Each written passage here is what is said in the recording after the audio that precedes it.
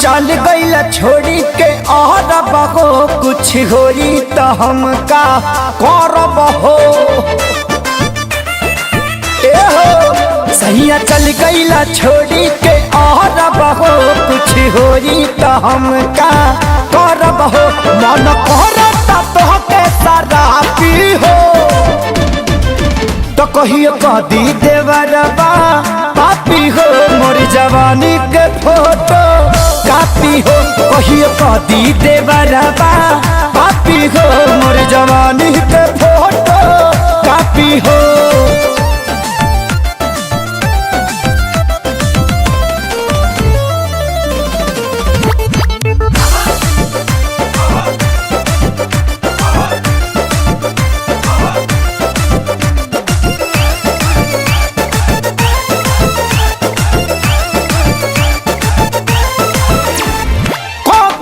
धन पुराय करा हवाले का कोई नजर ये कहाँ कहाँ डाले। हाँ कोई धन पुराय करा हवाले का कोई नजर ये कहाँ कहाँ डाले। लाला चावे देखा के ही टाफी हो तो कहियो कदी देवरबा पापी को। मोर जवानी के फोटो कापी हो कहियो कदी देवरबा पापी हो। मोर जवानी के फोटो कापी हो।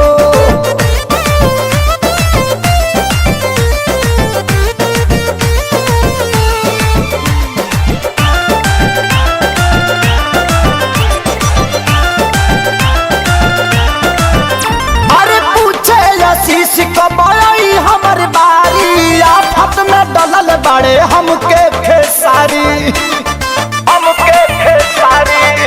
हाँ हाँ पूछे सोनू कब आई हमर बारी आफत में डलल नीली कमल खेसारी। के गलती कुंदन मांगे माफी हो तो कहियो कदी देवरबा पापी को। मोर जवानी के फोटो कापी हो कहियो कदी देवरबा पापी हो।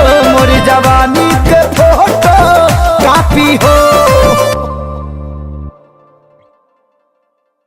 तो कहियो कदी देवरबा पापी हो।